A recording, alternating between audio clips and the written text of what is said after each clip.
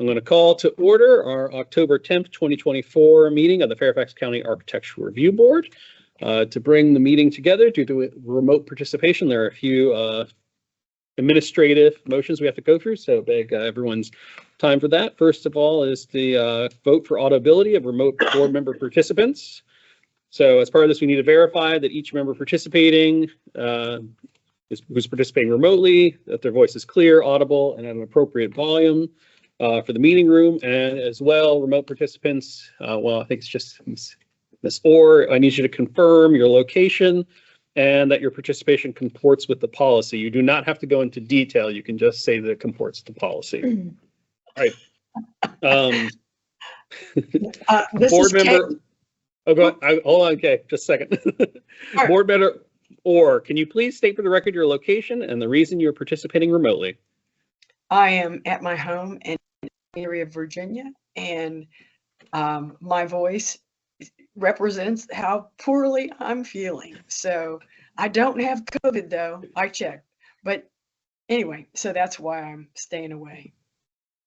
All right, I'd entertain a motion. Ms. Mangum. Mr. Chairman, I move that board member Orr can be clearly heard and that her remote participation comports with the policy. All right, we have a motion. Is there a second? Seconded by Mr. Kalinsky. All those in favor? Aye. Aye. Any opposition? Any abstentions? Hearing none. Motion passes. All right, next is public time limitations. The ARB needs to determine how long each member of the public will be able to speak during public comment periods.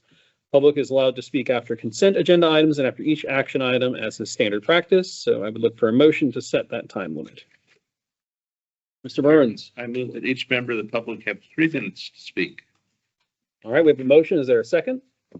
Second. Second by Mr. Zellman. All those in favor? Aye. Any opposition? Any abstentions? Motion carries. All right, next but not least, this meeting is being recorded and the recording will be posted within 10 days online. And now that we've gotten through all those administrative items, we always start the ARB meetings with a reading of the statement of purpose and intent of historic overlay districts, and Mr. Kalinsky has graciously offered to do so. Thank you. Historic overlay districts are created for the purpose of promoting the general welfare, education, economic prosperity, and recreational pleasure of the public through the perpetuation of those general areas or individual structures and premises that have been officially designated by the Board of Supervisors as having historical, cultural, architectural, or archaeological significance. Regulations within such districts are intended to protect against destruction of or encroachment upon such areas, structures, and premises, to encourage uses which will lead to their continuance, conservation, and improvement in a manner appropriate to the preservation of the cultural, social, economic, political, architectural, or archaeological heritage of the county, to prevent creation of environmental influences adverse to such purposes, and to ensure that new structures and uses within such districts will be in keeping with the character to be preserved and enhanced. Thank you very much, Mr. Kalinsky. All right, the order of the items that will be heard, it will be set during the meeting when we approve the agenda. I'm just going to do a quick confirmation just to see, do we have a representative here for Sallyport? Sir, in the corner, are you here? No, he's there for Glasgow. Oh, he's here. Okay. Okay. But for Namath Port? All right. Just keep that in mind. Again, for applicants who are here for initial presentations, I ask you to keep your presentation to roughly about 8 minutes. If you're here for a follow-up presentation, please try to keep your presentation to roughly about 3 minutes, going over what has changed since the last time you were at the ARB. Please remember the ARB has received the materials you submitted to staff, so I would focus on going over the content and focusing on how it comports with the guidelines. With that, we need to get a motion to approve the agenda. I would look for a motion to do so. Mr. Zellman, do you have a motion? Mr. Chairman, I'd move to approve that the ARB approve the agenda for October 10, 2024 with the following amendment to move item number 3, which is the Glasgow Road Solar Project, and swap it with item number 2, the Sallyport Street Solar Project, and the items for action. All right, we have a motion to approve the agenda with a modification. Is there a second? Second by Ms. Hammock. All those in favor? Aye. Any opposition? Any abstentions? All right, the motion carries. We have an agenda. I've already made my statement about timings for presentations. Denise, do we have any introductions or recognitions of guests? Anybody? Thank you. Everyone's here just for that. Well, I am going to recognize my wife, Nicole Daniel, who I am celebrating 15 years of marriage on today. And she is graciously spending all her time with our children and not with me. So I want her, for the record, to be recognized as the most wonderful woman I've ever met. No offense. Thank you. All right, takes us on to the business side of things. Consent calendar action items, we have none. That brings us on straight to items for action. Our first item for action is ARB 24 LOR 18. This is 9519 Workhouse Way Landscaping, located at Workhouse Way. This is in the Lorton Laurel Hill MOA eligible district, and the applicant is proposing the planting of trees in 3 locations on the South Side Workhouse Arts Center campus. Todd Nelson represents the application. Sir, where's yours?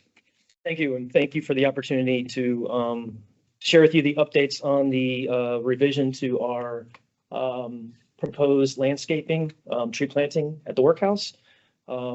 Met last month with, had the pleasure of meeting with you last month during the workshop session, and wanted to provide you the updates based on the feedback, and also the feedback that we received from Mr. Plumpy based on our site visit with him. He was gracious and courteous enough to take the opportunity out of his schedule to meet with us. Next slide, please. Update on this slide. Due to the changes that you're going to see in the upcoming slides, we reduced the number of native plantings from 78 to 73. Next slide, please. Keep going. Next one. And that reduction is based primarily on the reduced size of the area next to the third baseline of the ball field, and also an area that's on the bottom of this slide. We did removed the linear nature of the trees to a clump nature. Next slide.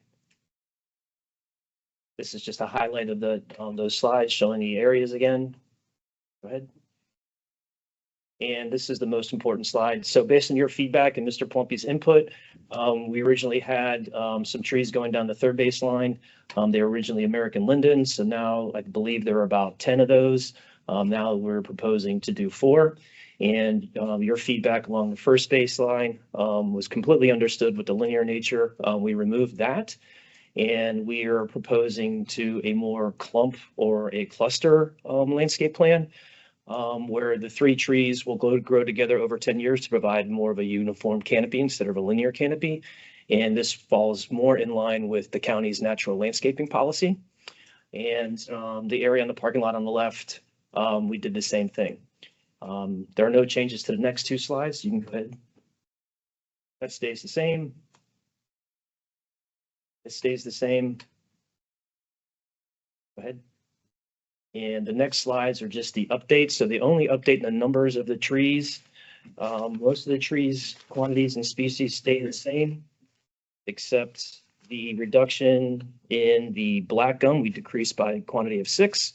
And we increased the number of the, we increased the black gum by 1, and we decreased the American lindens by 6. And all these other slides are just the update in the canopy. So again, the only updates that we want to have is based on your feedback, more cluster variety. I think a very important thing to share with you is we already received, we notified the archaeological collections branch of the Park Authority, and we didn't receive any objections from them. And that we'll let them, more importantly, we want to let them know when we're going to schedule the plantings. If this gets approved, we can schedule those with them and give them the opportunity to stop by the site and observe the planting. So other than that, those are the updates, those are the changes, and I'm here happy to answer any questions. All right, fantastic. Exactly at 3 minutes. So, okay, before we get to members' comments, I would look if there's any member of the public that has a comment on this application for vote. Seeing none, I would turn it to the members for any comments or questions. I will point out that board member Plumpy was not able to be here. However, I did communicate with him prior to this, and he conveyed to me, while he could not share his detailed comments due to his current emergency situation, that he would like it said into the record that he fully supports the application as revised. Yes, Ms. Murray. The people who was critical last month, I'm very much happy with the changes you've made. It respects the landscape so much better instead of just freeze. Thank you. You're very welcome. Thank you for your feedback. Any other comments from members? Ms. Mangum? Sorry, I was just going to also note that Daniel did submit the project to the Virginia Department of Historic Resources, and they also came back with a concurrence on a no adverse effect. So in terms of archaeological, I feel like we're covered there. Okay. Mr. Burns? Yes, I would second Ms. Murray's comment. I think that this is a vastly improved scheme to add shade to the site without incurring a very rigid geometry. Thank you. Thank you, Mr. Burns. Right, and I'll also read into the record that, yes, as Ms. Mangum confirmed, BDHR provided a no adverse effect concurrence, and staff did not receive any response from the Lorton Historical Society regarding this either. So that was one other group that we sometimes hear feedback on. If there are no other comments, I would entertain a motion from the board. Ms. Murray? Mr. Chairman, I move that the ARB approve action item ARB 24 LOR 18 located at 9519 Workhouse Way, Lorton, tax map 1064010058 in the Lorton/Laurel Hill MOA eligible district. The proposed tree planting as submitted and presented at the October 10, 2024 ARB meeting. Upon review of the materials, the proposal is found to meet the requirements of the memorandum agreement of the Lorton Laurel Hill eligible district and zoning ordinance 3101 historic overlay districts. Okay, we have a motion and a second. I'll second it. Seconded by Mr. Burns. All those in favor? Aye. Any opposed? Opposition? The motion carries unanimously. Thank you very much, sir. Thank you very much. All right, just a reminder to members that if you're looking at your notated section, we're going to page 6 because we are jumping, our schedule got rearranged so that item number 3 is swapped number 2 to the applicant not being here yet. So the next one is ARB 24 HOL 24 2200 Glasgow Road Solar. This is located in the Holland Hills Historic Overlay District. The applicant is proposing the installation of 21 roof-mounted solar panels. Paul Wicks represents the application. Mr. Chairman. Yes, Mr. Burns, you do need to read your accusal or your statement. Sorry, go ahead. I, John Burns, under Virginia Code Section 2.3-3112B1 and 2.2-3115H, declare my personal interest in transactions brought before the Architectural Review Board involving the Holland Hills Historic Overlay District, and specifically state the following for the October 10th, 2024 ARB meeting. 1. Action items ARB 24 HOL 24 2200 Glasgow Road roof-mounted solar panels, and ARB 24 HOL 25 2405 Plymouth Court addition involve the Holland Hills Historic Overlay District. 2. The nature of my personal interest is that I own and reside in a home that is valued at over $5,000 and is located in the Holland Hills HOD. 3. I am a member of a group of 3 or more persons who are members of which are affected by the transaction. And 4, I am able to participate in the transactions fairly, objectively, and in the public interest. Thank you very much, Mr. Burns. All right, sir, the floor is yours. All right, thank you folks for having me. We met back in October. The original application came in July. I was unable to attend. It was denied. So then I came to the workshop in October. We presented 4 different options. I got a straw poll that the first 3 would not work and the 4th one would be the most acceptable. So we are submitting the 4th one in hopes of getting approval. This is just Solar Energy World who were approved by. This is the new design. So we were actually hoping to add 2 more panels right here on the backside, or 3, actually technically 3, but the fire lane limits it. So we couldn't get that. So we are limited because our production did go down on this from its original design. So we were hoping to add additional panels, but we were unable to. Next slide, please. Panel boxes are displayed here. The first time that we attended the meeting in July, they weren't. And they didn't have a clear understanding of where they'd be, so they've been drawn in so that you will see where the panel boxes are. And this is located on the back of the house. And the next one. And this is the dimension of the first panel box, 10 inches by 8 inches. And it's only like 3 inches deep. And then the next one. And this one's 15 by 20, about the size of a backpack, and it's about 4 inches deep. And so they're on the back of the house. That's all I have. All right. Thank you very much. Is there any member of the public that wishes to comment on this one application? Room thinned out real fast, so no. If not, then I look to any member of the board if they have any comments or questions on the revised application for consideration. Mr. Burns. My comment would be that I think this is a vastly improved design from the perspective of preserving the historic character of the historic overlay district. I acknowledge that there is some diminution in the potential wattage output of the solar panels because of that. But I commend you and the homeowner for agreeing with the ARB that the historic character of the house is best preserved by this design. Thank you, Mr. Chairman. Thank you, Mr. Burns. Any other? Well, I agree, Mr. Burns. I appreciate your willingness to come in for a workshop and then revisions and changes. That really is appreciative and reflective of the guidelines that the HOD has. I don't have any other comments, and if there aren't any others from board members, I would entertain a motion. Mr. Burns. Page was it 6? It was page 6 you would be going to.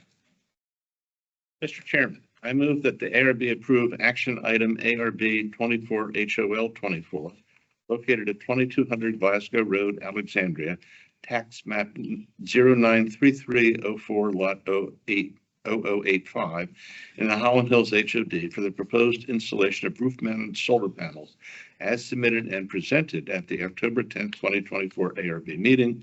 Upon review of the materials, the proposal is found to meet the requirements of zoning ordinance 3101 historic overlay districts. All right, we have a motion. Is there a second? Second that. Seconded by Mr. Kalinsky. All those in favor? Aye. Aye. Any abstentions? Any nays? All right, the motion carries. Thank you very much, sir. Ray Solar. Thank you. All right, our next item on the agenda with the revised agenda would be ARB 24 LOR 12 8321 Sallyport Street Solar. Is the applicant for that project here? Oh, Sure, I'm here in lieu of an owner, and I'm just pulling up now. It's 8382 Sallyport. yes. Correct. Okay, well, you are sitting at the board table, so you probably want to go up there. Yes, and so since you weren't here for the walking in, we usually ask applicants to keep to 8 minutes for their presentation. So if you've sent anything to Daniel and Jonathan, they should be able to display it for you, and I'll let you know when you're getting close to that 8 minutes. Thank you. It's a pleasure to be here. It's feels to me like a distinguished group of people concerned about the community, and again, it's a privilege to be here. I haven't done this before. I've been in solar for years and years. I work with the largest solar company in the United States, Freedom Solar. We represent this customer, and I have not seen it. I just volunteered to be here today. So I'm going to assume we have some pictures sent like the other one. Is There there? you go. We can walk you through, and you can, I'll tell you what, so what Jonathan can do is he can go through the slides. If you got anything you want to say on those, we've received the submission, so kind of work my way down. You can let me know if you want to go up, down, in, out. Yeah.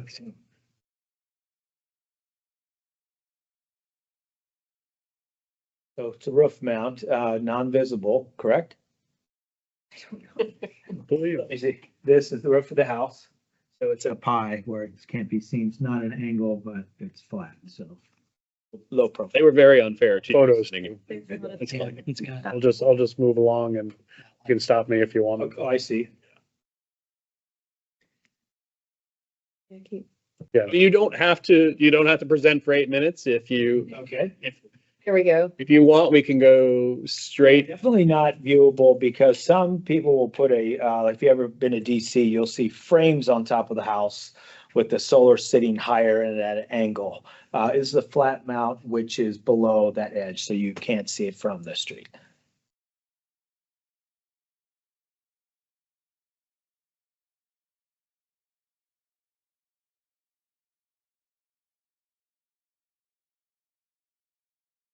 That's the end, so I'll go back Right. again to show the configuration. And if you don't have any other comments, we'll go straight into our And it's on the back too, right next to the meter, same type of box you saw in the previous one, very small inverted box.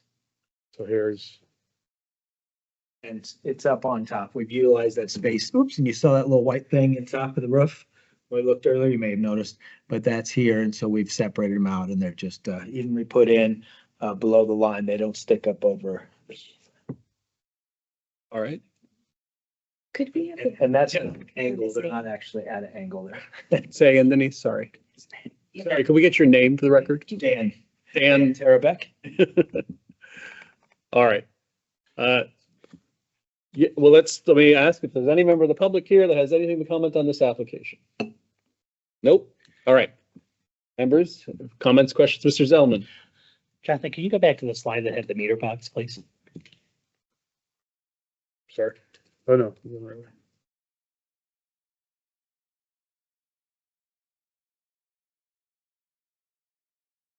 I think that's, Talking about the photo of the existing meter box? Yes. Jason? Yes, yeah. Yeah, the photo of the There. existing meter box. there. No, but- Yeah, there we go. That's great. Perfect. Thank you.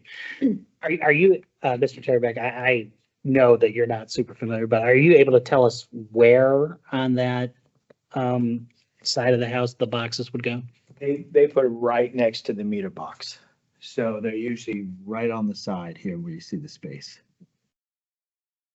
And when you say next, are you saying, Or not out here, they don't, there's no, they're not gonna go around the So side. this builds on a question that I Back. had, Mr. Zellman. If you look at the drawing showing the array arrangement, it shows the disconnect and the solar edge box basically being in the windows, based on the alignment on the drawing. You go back to, yeah, there. It's the site plan. Yeah. Yeah, that plan right there, those boxes are definitely in those windows, if that's where, if they're realistically where they're Or going. below the window. Well, I mean, maybe below the window, but if we go back to the picture of the windows, there's a lot of window there.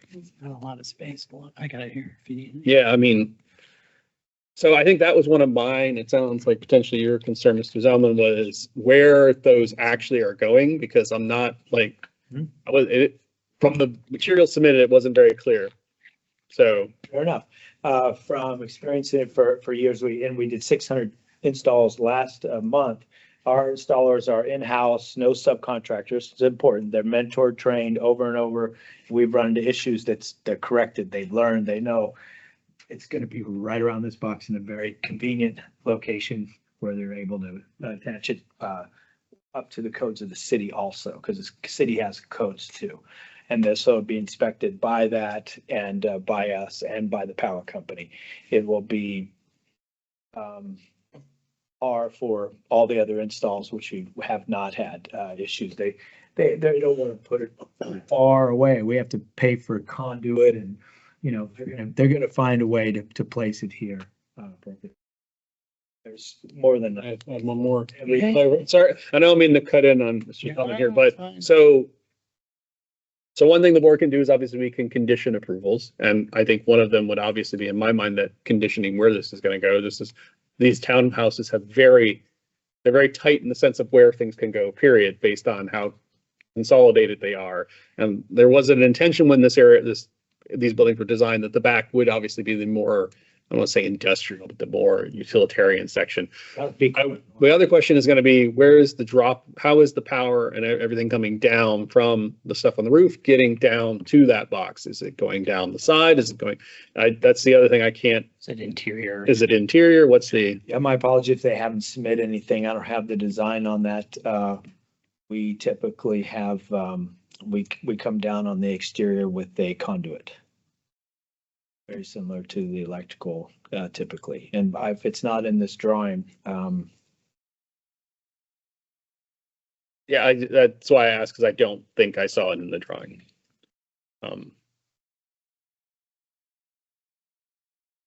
Mr. Burns, you look like you had a question as well. You were kind of getting to the questions that I had is, I don't think there's an adequate amount of information of what the visible parts of this will be in completion. We don't know where exactly the box will be, I think if I were an installer, I'd rather put it on the soft surface, i.e. the paneling, not on the brick. Oh, yeah, they might choose that. Yeah, that general. And then if you're running a conduit down in the backside of the house, where is that going to be? Does it go around the gutter when it comes down? Because I assume the gutter is at the low end of the back of the house. How's it routed? What's the material? Will it come through that parapet like the downspout appeared to run? It's a good question. No, it's a whole lot of unanswered questions. I would want to know that too, so. Yeah. So, perhaps a condition, I heard Gabriella suggest that maybe this could come back as a consent item next month with that detail in place. But at the moment, I don't think we have adequate information to make a definitive decision. So, and I know, Daniel, you might know better than Denise, so I'm going to put Daniel on the spot who's on remote. So the last time we did one of these, I believe that information was provided to us for one of these similar roof mounted ones. Is that correct, Daniel? About the conduit? Yes, conduit and box locations. Yes. Okay. Thank you, Daniel. It was answered in the room by the representative.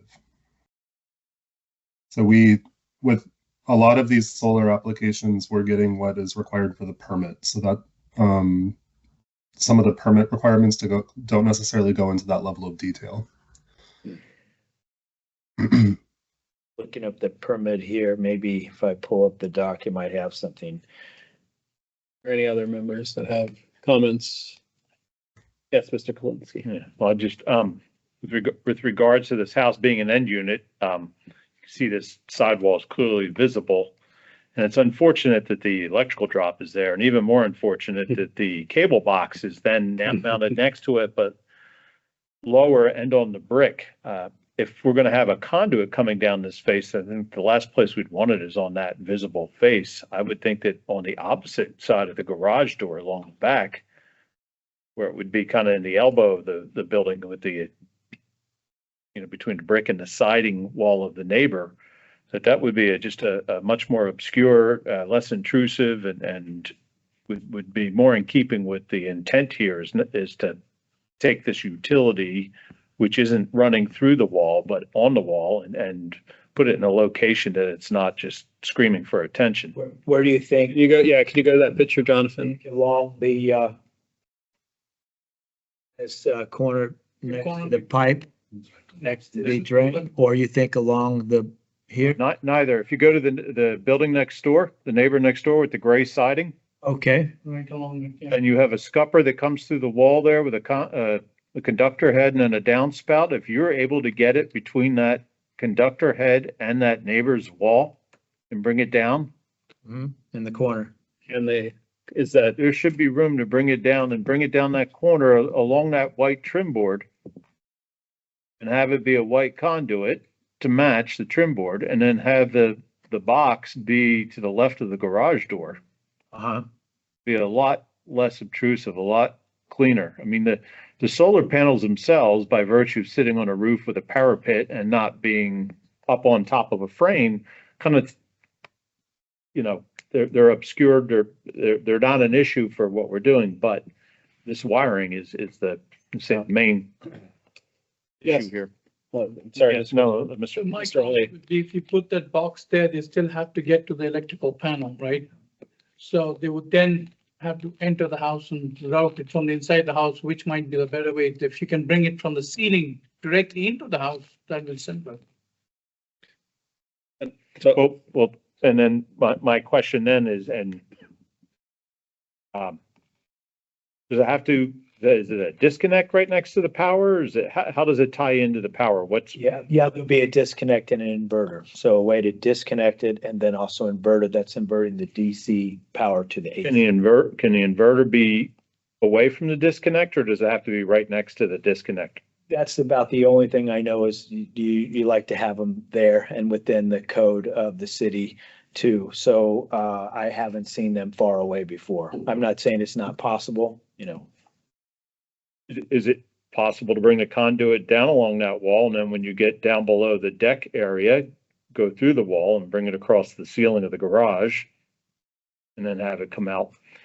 And if it does, that paneled area is the preferred location. I understand there will be some clearance requirements and reach requirements, but ideally it's right above the electric meter. Yeah. If not above it, then below it or below the window to the right of the meter. If I knew, I'd say yes, but I don't know. Intuitively, I thought they'd just come down, now that I see this picture, that they would put it along the white here. And it would involve like their property, not beyond theirs, and would be trim with this here. And then the box would be, would fit in this area.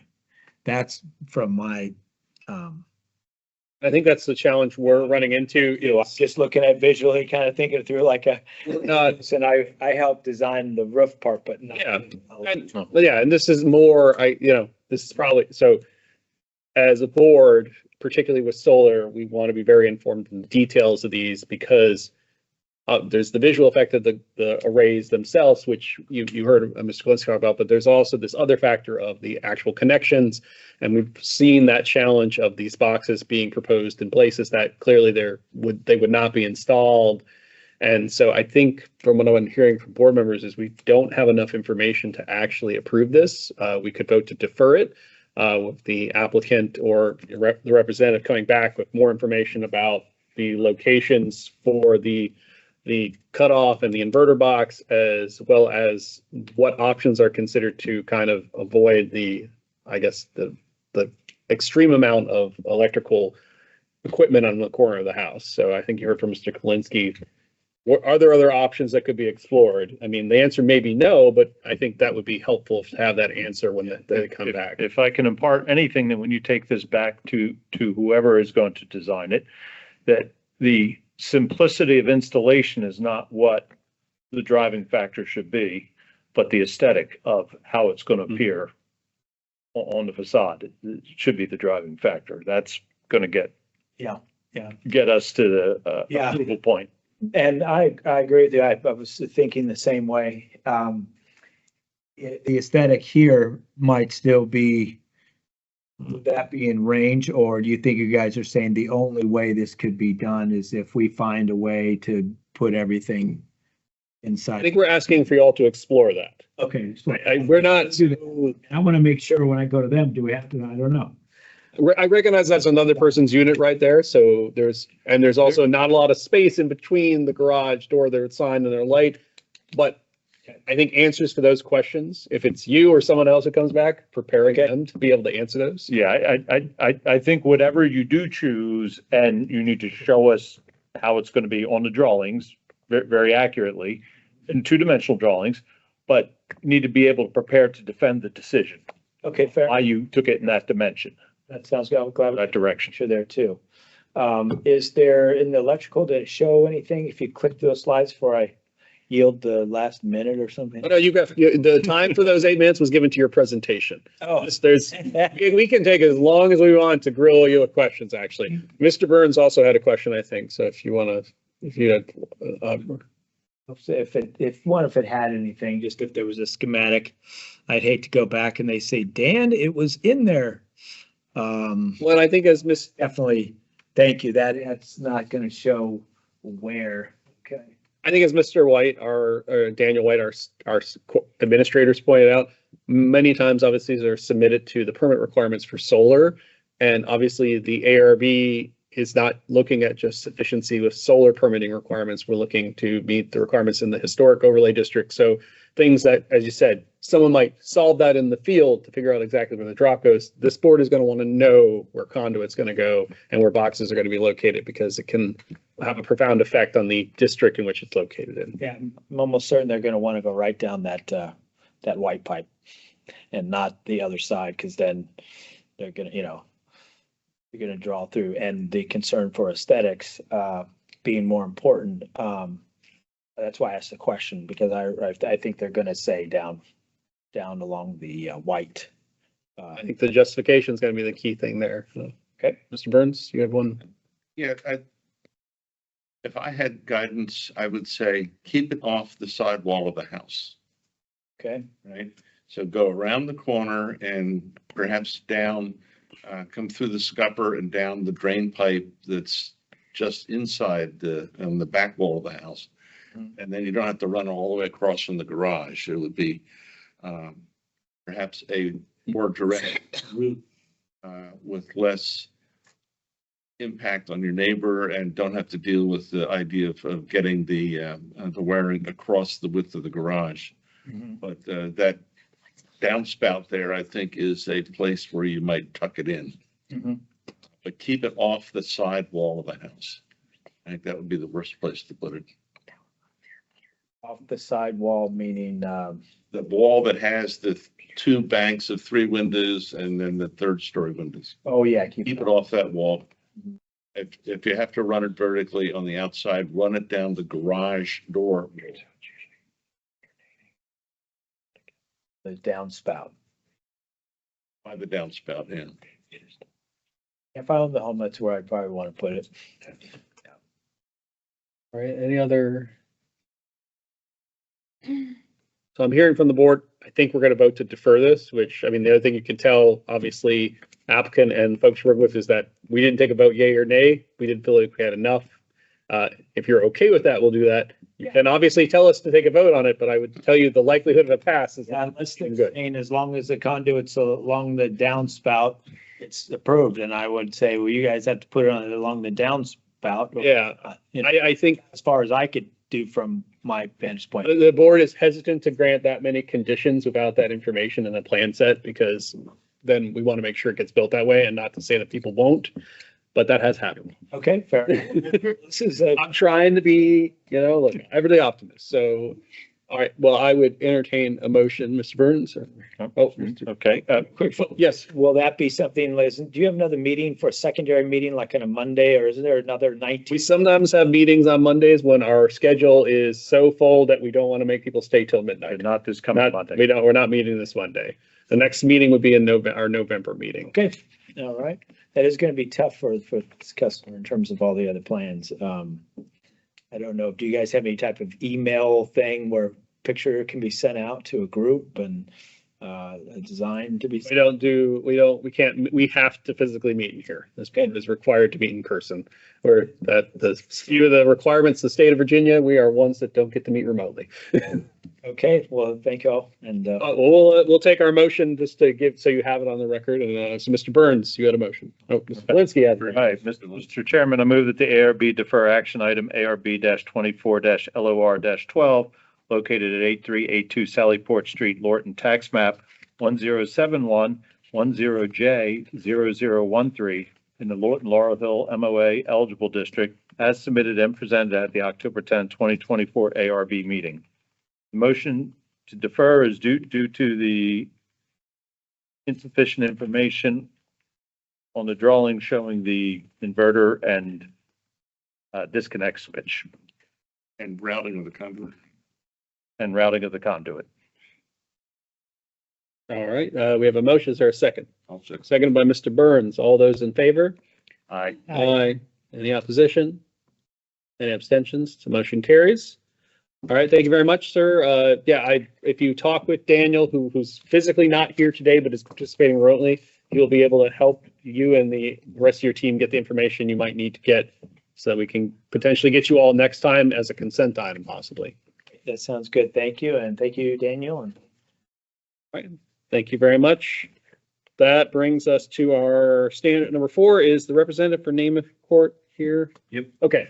All right, perfect. ARB 24 HOL 25, 2405 Namath Court Addition. It's located in the Holland Hills Historic Overlay District. The applicant is proposing a 1-story addition. Mr. Scott Sturl represents the application. Sir, Yes, floor is yours. very good. This is a project that we had in the workshop. You may recall, I don't know, I think it was in April, maybe May, I think it was April. Just the owners had a bunch of stuff going on. They decided to delay it a little bit. But it's basically the same proposal as before. I think maybe we added a few windows It's on the left side of the house as you look at this here, and it's toward the back of the house. Also, we have a little 6x6 connector piece. I wanted to kind of separate the addition from the main house, and that was to be glazed, pretty much glazed, so you kind of see through it. That connector piece, and then we have a butterfly roof on the addition that matches the profile of the existing roof line. The one of them lines up with the existing back roof, and then the other one goes beyond the back of the house and up. I think there's some more. But this is site plan. On the left is the existing, and the right is the proposed. We had to also deal with the setback issue. That's why it's that shape. That's a good one to show the connector there, and then the addition, which is L-shaped.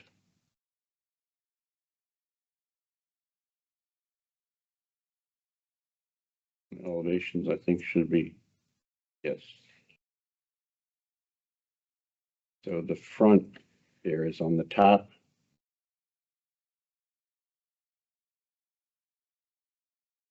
And the rear, obviously, in the back and on the bottom.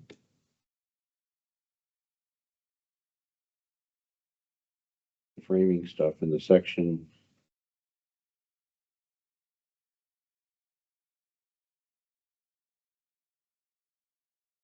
The windows, Anderson 400 series.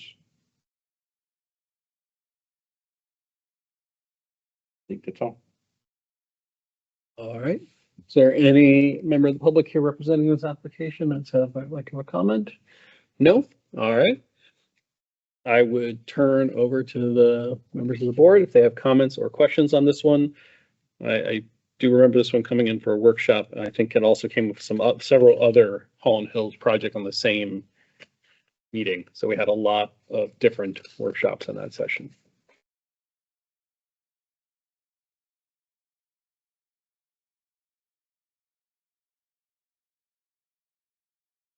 Oh, Mr. Burns. Okay, could you go to the section drawing that had the detail through the wall?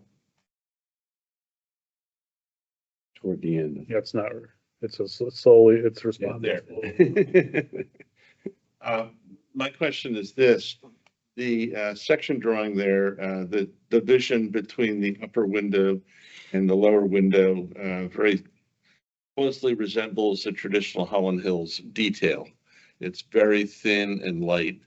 But if you look at the very blurry cut sheets that are on the drawings for the Anderson 400 series windows, it shows that that dimension is going to end up being not a little less than 2 inches, but rather it's going to be 4.5, 5, maybe 6. So there's a disconnect between what your cut sheet shows and what the drawing shows. I understand that. And so what is it? Yeah.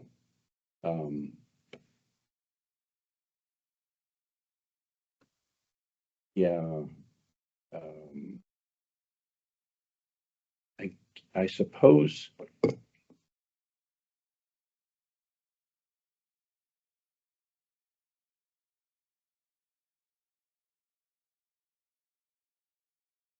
that we could. Did we get that sheet? I don't remember seeing that sheet. Maybe, All I had on mine was a very blurry, Yeah. highly pixelated Yeah, that's what I have in our submission. cut sheet. We did not see that. But if you look at that, you can see that that dimension is significantly different from what your drawing shows. Yeah. So what is it you're asking us to approve? yeah.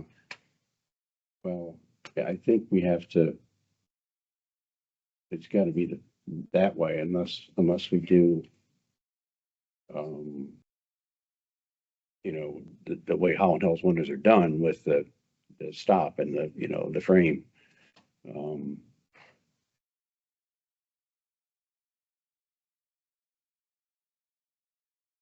I don't know.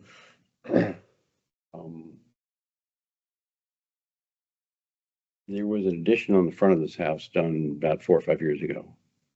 And I don't know what they used with that either, so.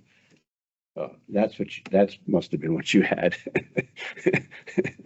Oh, no, it's zoomed out and I'm now Okay, having a hard time zooming back in. okay. Just trying to get to, an image of the I front. think in general, though, I mean, I agree with Mr. Burns that one of the questions I had was regarding some of the specification information, because it was really hard to understand the information that was in here in the drawing set. So when I initially saw it coming in and downloaded it, I saw what I thought was enough information. And then when I started diving into it, I noticed a similar thing that you did, John, that I didn't pick up on the nuance of the complete disconnect. I was just like, I'm not putting all the dots together here. So I think unless we know exactly what's going on here, I'd have a hard time saying that's what we approving without knowing what's getting constructed. Is it the, and I apologize that I'm not, I see what they did. They must have done the house there. That kitchen was on the left-hand side. That was the previous edition. So it appears that, but there are some, the window to the right there of the front door, the two windows, those are Anderson 400 windows. I know that. Is it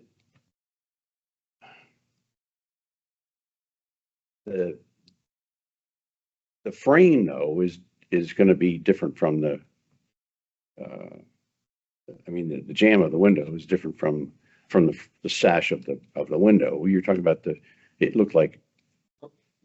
My concern is that you presented us a set of drawings. Yeah, okay. Doesn't represent what your cut sheets says the final product will be. Okay. And so I'm reluctant to go ahead and say that, yes, this comports with our design guidelines without knowing what it will look like. Okay. So there's a disconnect between the cut sheet version of what the reality will be completed and the proposed work that's represented in the drawings. Right. And I would say I just want the board to be fully cognizant of what they're approving. Yeah. We would go with, that's 2 inches. That says 2, right? Okay. I would go with the Anderson details. So that's what we'd like to put in. Okay. That ends up being 4 inches, not 2. That's a much heavier frame. And what will the division be vertically between the lower sash, the middle sash, and the upper sash? What will the division be? Yeah. Because it shows almost like the header in there. Not in your drawing, but in the cut sheets. Yeah. The drawing doesn't comport with the cut sheet, and so it's hard to understand what that will actually look like with using this drawing and then that cut sheet. We're being asked to, all the board members are being asked to make an architectural leap to translate that, and the plans don't reflect what we would see as built. Again, similar to the other application we just had here, we could say that this is what we want to see, but if it's not there in the plans, it becomes difficult to say we could approve something without seeing that. What do the elevations? I mean,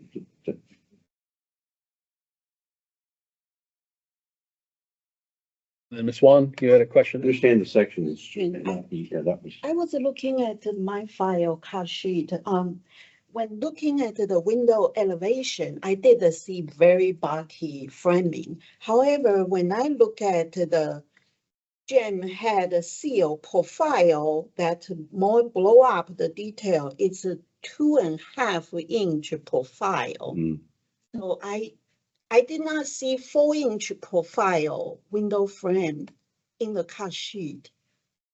It was, Yeah, so I was like wondering, are we getting different file? I don't know, I mean, the two red box outline cut sheets that are up there were not in my set. I don't know where those are. In my set. No, they put it aside like this. Yeah, but when he's trying to blow that up, You can't see much. you can't see anything. It's because it's very, very pixelated.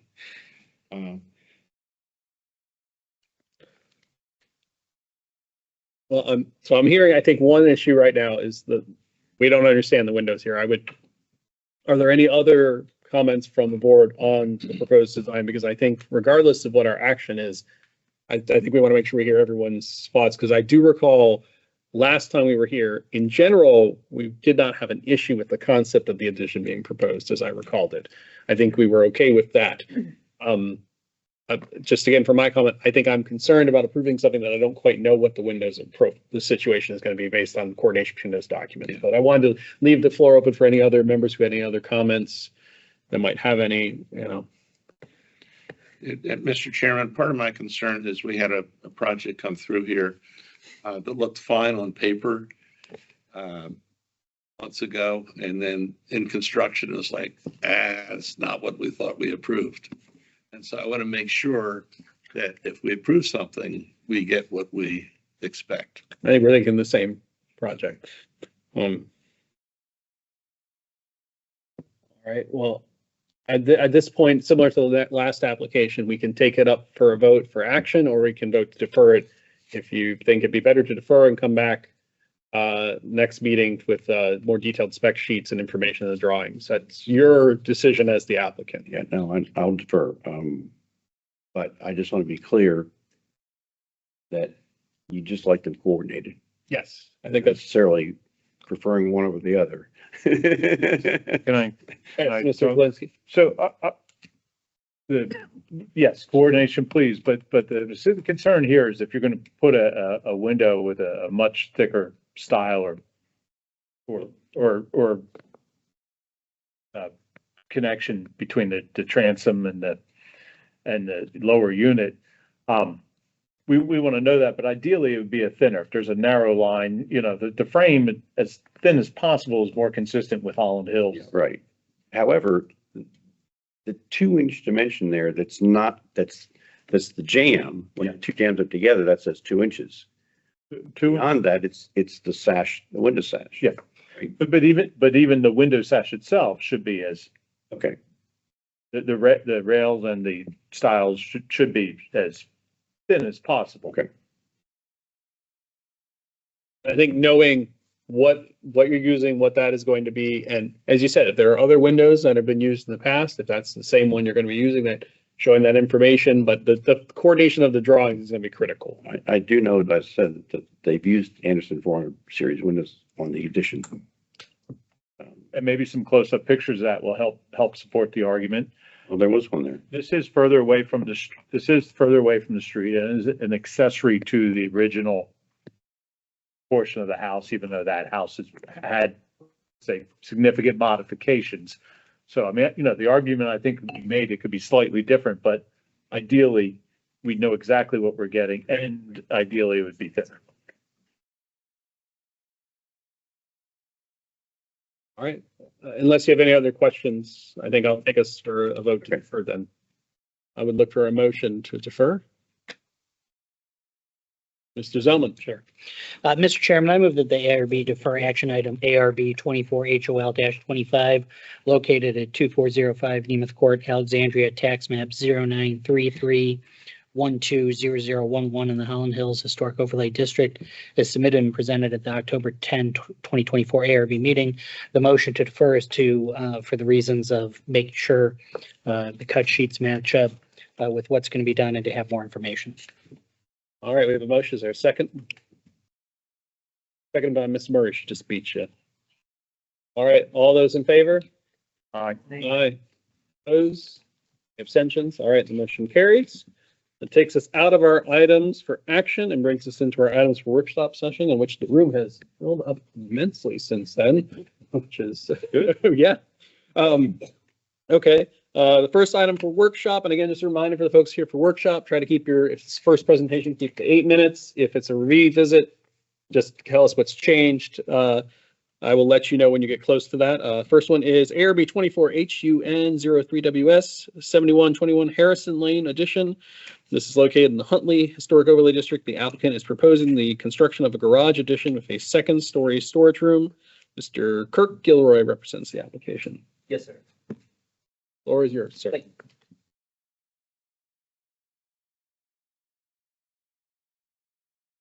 Evening, everyone. Thank you for your time. I'm here on behalf of Kirk Guillory. My name is Matthew Ingmontava. So for our introduction and as a recap from last month, we propose a two-car garage addition to the south or the right-hand side of the existing home. The proposed roof height and roof above the garage doors are designed to align with the main roof as well as the existing front porch. The character, materials, colors, window shutters, and finishers are meant to be consistent with the existing home and compatible with the neighborhood. It's approximately 500 square foot garage first floor, double garage door in the front and one in the rear to allow through traffic. On the second floor of the addition, there's approximately 350 square foot storage room proposed with a egress door connecting to the second floor of the existing home. This is going down Harrison Lane. Our property is located south of the Huntley Manor. Could you, yeah, next one.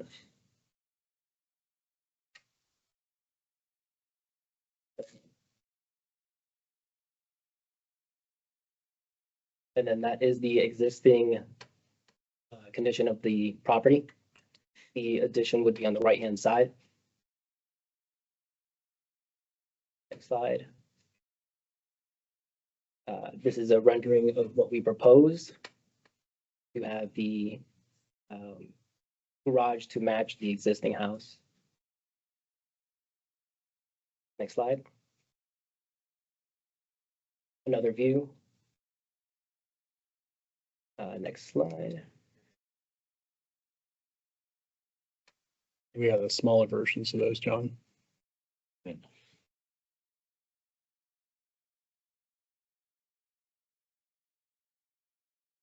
And then we have adjusted our floor plan from last month's meeting with adding 3 sconce lights, 2 to the front, 1 in the rear. We've changed out the glass rear door to a more traditional looking door, painted white. Also showing 2 vehicles, 1 larger, 1 smaller, and how they would fit underneath that garage and the stair on the left-hand side. That will bring you to the second floor storage area. The setback incursion is a little under 50%. It's approximately 5.5 feet. The building section, could you go back one? Sorry, thanks. Just another view to show the compatibility with the vehicles and the stairs and the proposed egress into the existing structure. And then this would be the second floor storage room. The front facade with corbels matching the existing our proposed wall sconce. The proposed garage door, one that was more traditional than the last one, except we would paint this black to match with the colors of the existing structure. The south facade, no windows on this side.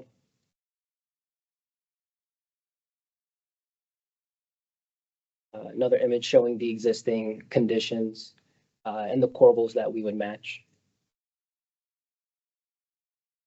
The architectural shingles, the black shutters, and windows with the mutton patterns to match on the proposed garage as well. That is our rear facade.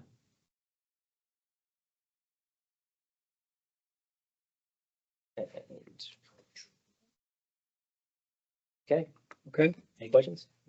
All right. And so again, this is item for workshop. So to give it more obviously candid, obviously, as everyone will recall, we approved the special permit associated with this proposal. So we deferred the last one. So that's why this is back for us for workshop session. So I would turn to any members of the ARB for input you'd like to give on the proposed design and extra information. Ms. Hammock. Am I right that right now there's no fenestration proposed on the side elevation? The south side, correct. Yeah, is that by fire code? Because fire code won't allow it? No, the fire code wasn't applicable. We didn't need to have a fire rated door there, but we opted to not put windows on there as well. So you could put fenestration on that side. Okay. And I think that garage door is an improvement. I'd be comfortable approving, even a less nice, I don't want to use the word nice, but I would be comfortable with an aluminum or metal door that's, as long as it's paneled and solid, with a factory applied finish. It doesn't need to be painted wood as far as I'm concerned. Did you have a chance to correspond with your neighbor? Yeah, you would just identify yourself for the record. Okay. Yep. So I know you mentioned it was a rental. yeah, so Lauren Rudy, I'm one of the homeowners with Daniel Rudy, the other homeowner. We haven't seen the actual homeowner in the last month since the last meeting, so we haven't had a chance to connect with them, though obviously we will before the zoning board meeting. I mean, you could always send a letter, certified mail, or just, I know the zoning has probably their own legal requirements, but that's, a letter works. They do still come to mow the neighbor's lawn, so we're hoping to catch them the next time they come to mow the lawn, but. But that's a lot of work for you to have to hover, and I think a letter is sufficient notification, but. When are you going to zoning? I guess, it's probably a couple months, it sounds like, so. Okay. We're- I was curious because I didn't know if you could go to zoning before you, with the approval with, Exactly, yeah, or but if you needed the approval on this too, to go, because obviously I agree with Ms. Hammock, knowing that information will be helpful just to know that. I know it's a zoning question in first and foremost, but it's helpful to know. I like the design of your rear facade. I'm a little jealous that no one gets to see it.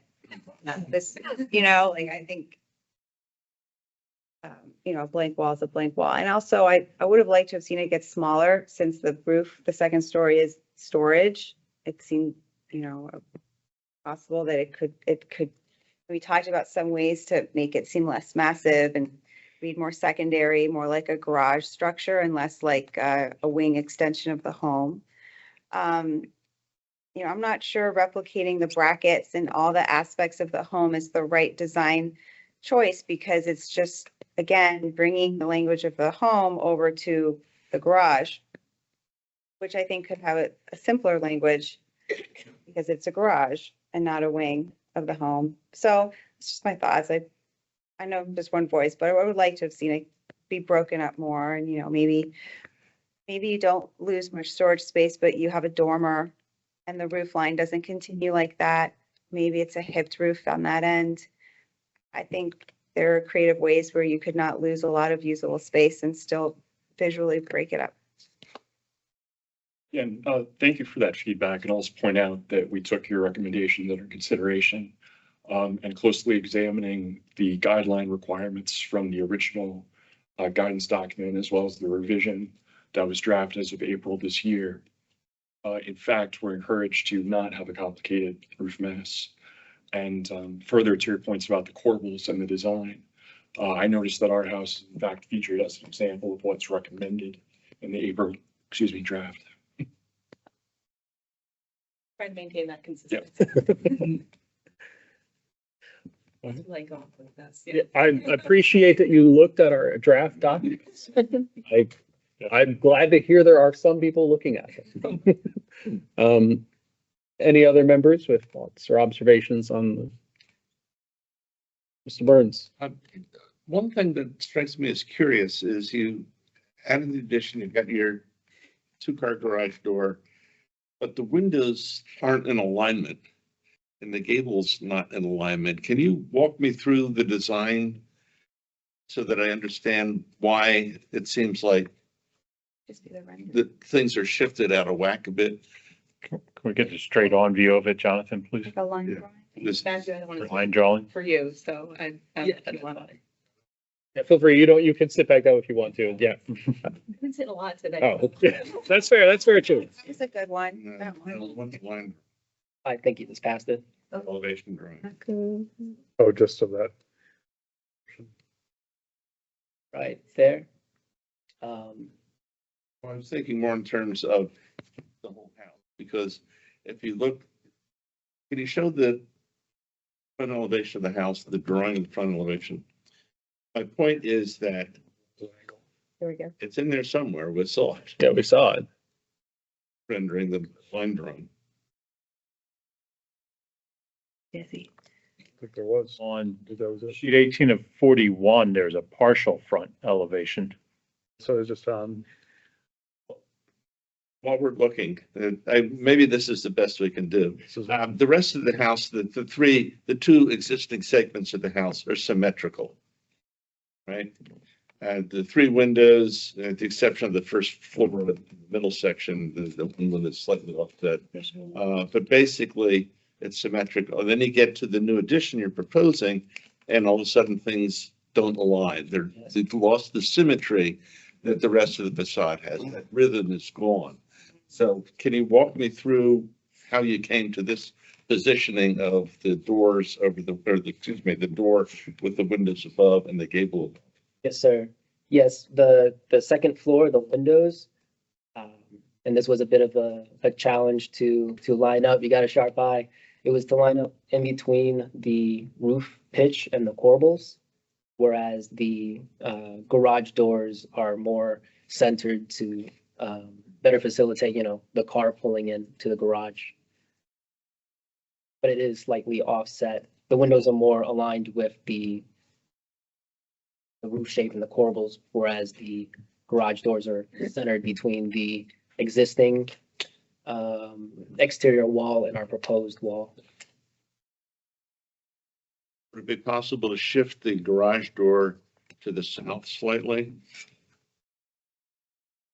It seems as though you've got a fairly deep amount of space to the south side of the garage door opening. I believe so. Sorry, but from a technical standpoint, he's going to have to deal with brace wall. Yes. Right. And you're probably going to have a portal frame going across there. I can't quite catch all your dimensions here, but you're going to need you're going to need at least 30, if not 33 or 34 inches on each side. So it's going to be, I think it's going to be difficult to shift that to the right. I think it would be easier to take the gable form at the top and slide it over.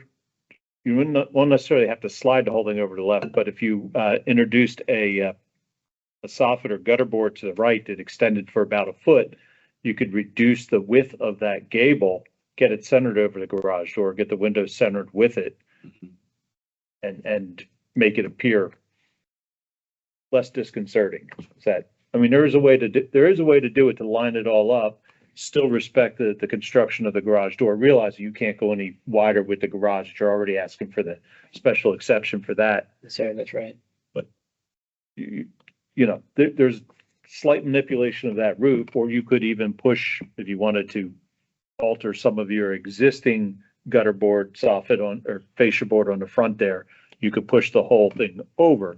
But I would think just essentially taking the right-hand side of the gable and sliding it in a little bit more, slightly lowering your gable, and then having that little gutter board extension on the side, you'll be able to get some symmetry on this portion of the house. Sorry, John. Yeah, no, I think that's a better solution than mine. Because I think we talked about this just in the last one, is that we've seen stuff that, in concept might look, we don't want this to, you build it and you look at it, every time you pull your car and you're like, oh gosh, that whole thing is off. And every time you drive your car into your new garage, you think about the unalignment of the two floors, and it stands out to you as looking kind of odd, but well, we already did it. It's already built. What are we going to do about it? I think it would be a much more, as you're already thinking about consistency with our new guidelines that are hopefully going to get approved and come out this year, fingers crossed. I think that's because all the other changes you've made, I think, in response to our comments, I agree with Ms. Hammock that I would love it to be even more subordinate. we talked about, I think I've talked about, and I think Ms. Hammock did, backing it up slightly, or, you know, if there's any way to make it look even like a secondary structure even more. But I also recognize you're working with tightly confined space here. So and I'm also recognizing we're talking about a property that in our HOD that we're trying to make sure is aesthetically pleasing, but it's not the reason the HOD exists. So I think if you reduce that gable end width there, that you're going to work better in with the hierarchy. It's going to be less of a dominant feature. Right now, it's almost too close in width to the left side of your house, which wants to be the main, you know, portion of the thing that's saying, you know, this is my, for lack of better terms, this is my fancy front entry. Here we have an appendage to the side, which is balanced nicely off of that. But when you introduce that second gable, it starts competing with that big gable in the front. So the smaller that is, the better. And that will help with window alignments and door alignments too, if you just go a little bit smaller on that. So as a non-architect, just to make sure I'm sure Matthew's following perfectly, but just to make sure I'm following.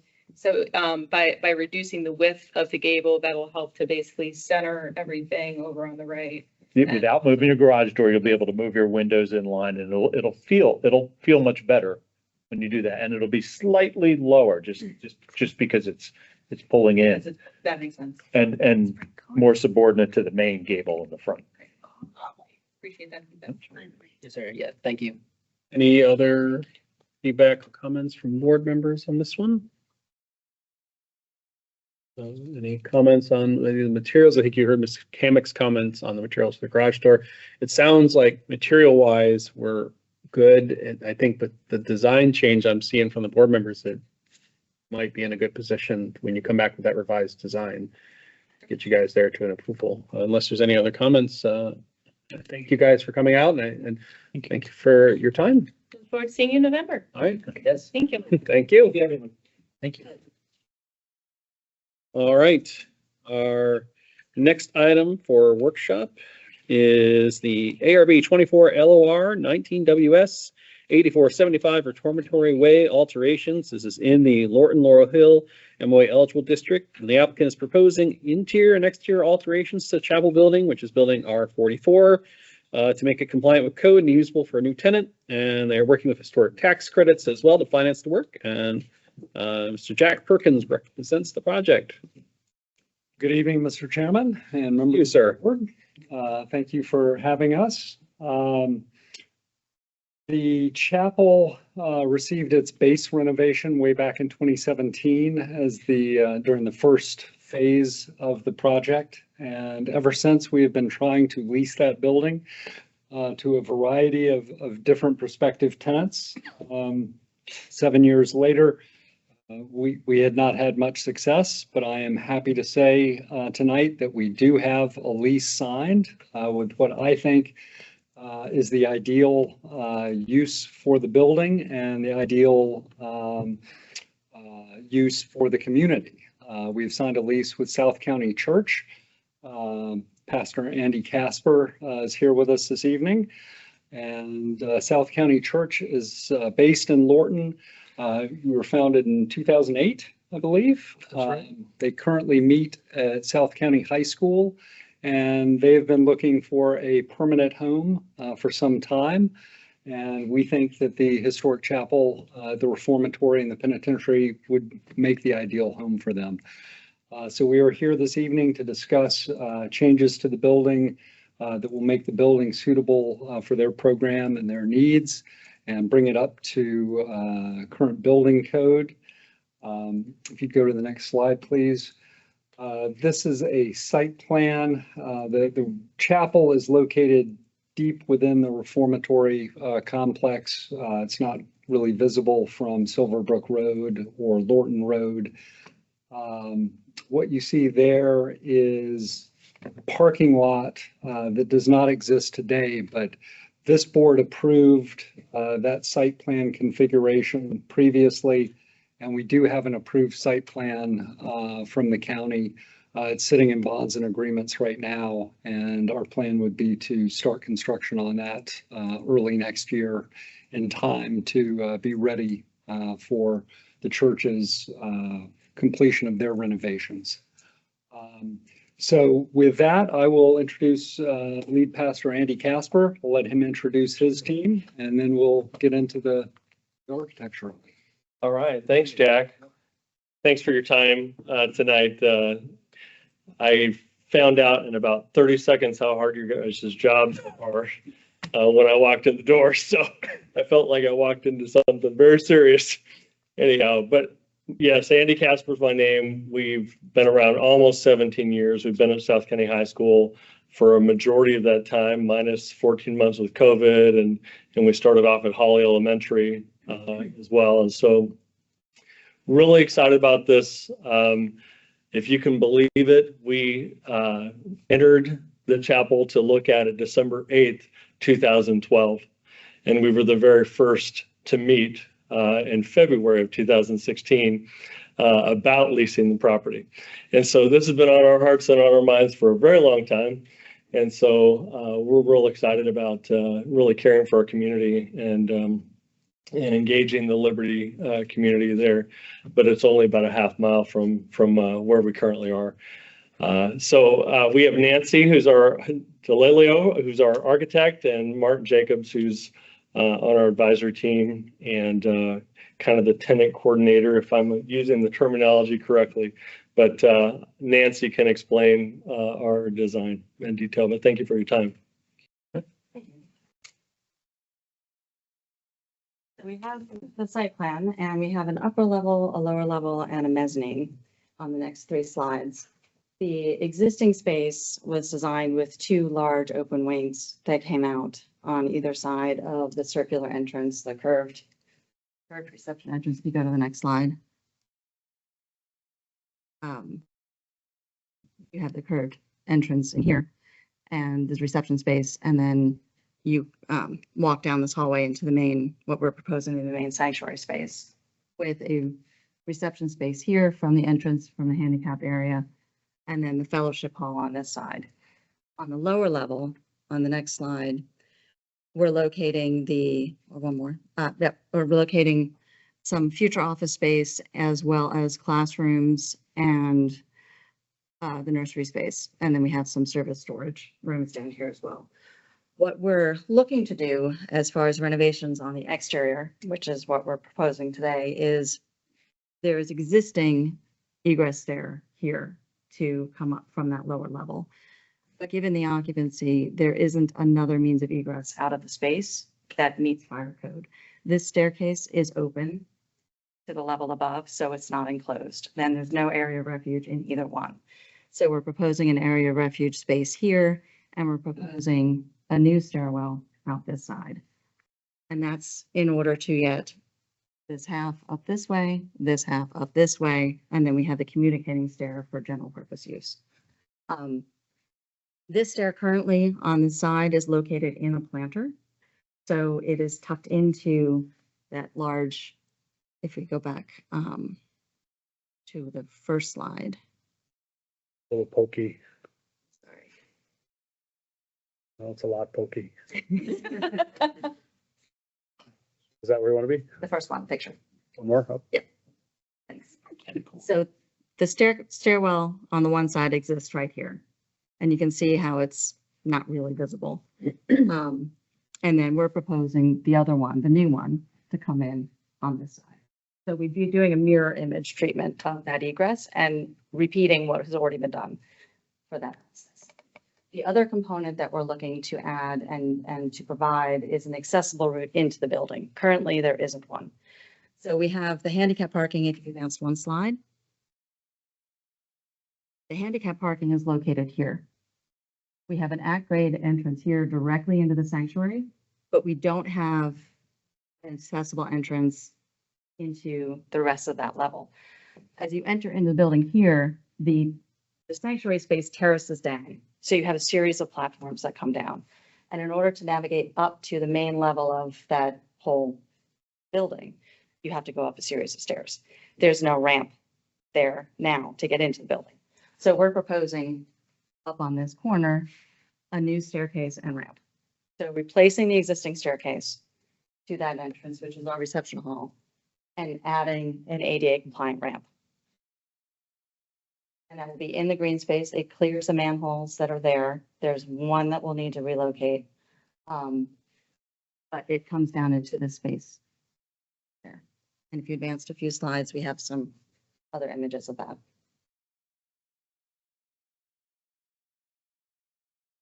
So here we have the ramp and the stair. There's existing stair there now with steps, landing and steps and railing. And then this line right along here is just the modification to the existing sidewalk in order to accommodate clearing those manhole covers. If any of y'all are lost, the Axion view on page A400 of the plans really show, you can see a lot of the things she's talking about. Okay. I know for some of our members, you may have never even been in this building. That's, So here's the existing stair up from the basement. This is a proposed stair up from the basement. And this is the proposed new landing with ramp access down to grade. And then we have some extra views of what that will look like as well. Here's the existing of that access staircase into the new reception space. But the next slide shows the existing view with the manhole covers and then the proposed view. So keeping the same language as the railings that are there, keeping the same materials, just providing the ADA access that's needed for the entrance. And that's the side stair that's existing. And this is the proposed stair. So keeping the same language, the same location, just on the other side of the building. And maintaining the plantings as much as possible to screen that. That sums it up. Oh, the roof plan. We will be adding bathrooms and we will be adding a little bit of mechanical system in order to serve the, actually get last one here, what was it? So we're proposing location for mechanical up on the high roof, which you won't see from the ground. And then this is the general location of where the plumbing is being added so that we have that location coming up on the lower roof. Also probably not visible from the ground. Those are the exterior modifications that we're proposing. I'd like to work through. Questions? Or Martin, did you want to add anything? No, that's good. I mean, we're really trying to minimize, we realize how important the historic fabric is and the history of the prison, and the prisoners built it, designed it, all that. And so, we are trying to make as few changes to the exterior as we possibly can. I still abide by code, and even those stairs on the side, we literally just adding the ramp and I think one more step. So it may look demonstrative on the plan, on the drawing, but it's really maintaining what's there and just adding a ramp to the side. right, I would look for any comments or questions from members of the board.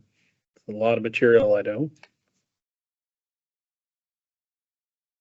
Yes, Ms. Hammock. Sorry. I was looking at Mr. Burns and then. I'm really pleased to see that you're doing a tax credit.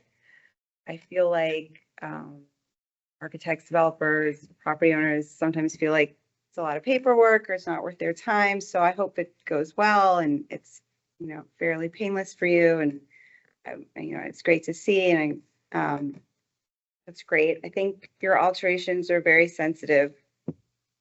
I would have done them exactly the same way. And I think it's great that it's adapting, but it's not really adapting use. It's still going to be a place of worship. So it's really ideal. It is hard to adapt places of worship to dormitories or houses or I know sometimes I think I had a friend who wrote her graduate thesis on Catholic churches that were homes in Manhattan, and it's tricky. So anyway, so I think it's great, and best of luck with everything.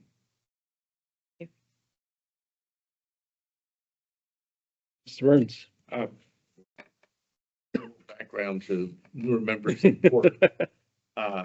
This was originally not going to be within the historic area. And we had a big fight to get this building included as part of the historic area of the prison. And I am delighted to see that it will have a compatible use, and I'm grateful for the Liberty folk for the work that they put into it. You don't often go in and fix up a historic building and find that it's already been partially fixed. That's kind of a nice gift that you guys are getting. The only question I would have is the building air conditioned? And is that something, because I don't see any chillers or condensers or. They are presently located on this side. Okay, so there already is mechanical packages. Yes. Okay. They're at grade. However, the spaces that we're adding on the main level for offices and the cry room within the sanctuary space will need to be conditioned. So that's where that rooftop mechanical space is situated over that, so we can feed down the wall with mini splits between the glazing panels that we're proposing. Right, and then you'll have end pipes going up from the new bathrooms. Yes. Okay. Mhm. I think it's a minimal amount of intervention in the historic fabric that's on the exterior, which is our purview. And I like the idea of taking found design, i.e. the one exit that already exists, and simply mirroring it. That's a very simple way of doing that. You're going to need some new brick. So what is the plan? Are you going to try and match the historic brick, or are you Try to match it as best we can. salvage brick, or okay? We're not demolishing anything, so it's Yeah. going to be hard to salvage. That's why I asked about, what are you going to do? Could use brick from where the planter is, where we're breaking through there. Yeah. Certainly, if we can, we will salvage as much as we can. Yeah. You may find that the VDHR folks, the Virginia reviewers, will want you to be able to differentiate the new material from the historic, so they may have suggestions for you along those lines, but that's down the pike. But fundamentally, I think it's a great new use, not new use, a great continued use. I think that the interventions you're proposing on the interior, which is beyond our purview, fill things in pretty sensitively, and they appear to be designed and done in a way such that if at some point in the future they want to be reversed, they can be reversed. So I think I really appreciate the picture of the stage and everything, and you trying to reflect on that too in the design. I think that's, and I agree. I think Ms. Murray and Mr. Burns, I think we're the only ones who were here when we went through all those approvals for some of the other stuff here. So, Mr. Burns mentioned a lot of the things that I think my questions were also going to be about as an architectural historian was, brick matching, methodologies to approach penetrations for the bricks and anything like that. Just, I think, because you're going to have someone coming in to do vigorous new work, and we want to make sure that new work doesn't damage the old in a way that creates, a collision of new and old that looks, distasteful or not very well sensitive. And so I think a lot of that is going to be when the drawing sets and everything come in, making sure there's the right information, the specifications, to be sure there's folks that actually are properly looking to try to match mortar work, and making sure that, we're trying to join things successfully when we're adding penetrations in places. As John mentioned, though, since you are going for tax credits, you're going through a much rigorous review process compared to what we would probably do. So I have a feeling their microscopes are going to be more turned on it than we will in that situation, but I don't think that's necessarily a bad thing, because obviously there's a benefit from that. The only other things I would think about when it does come back, obviously, I think if you could provide some more, I think for the members who haven't been there, just a kind of a walkthrough photograph of the building to show us.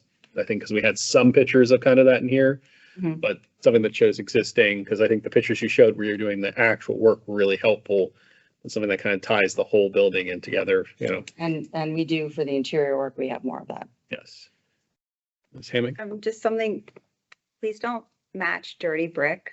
I don't know if a building-wide cleaning is part of your budget or your plan, but building does need to be cleaned.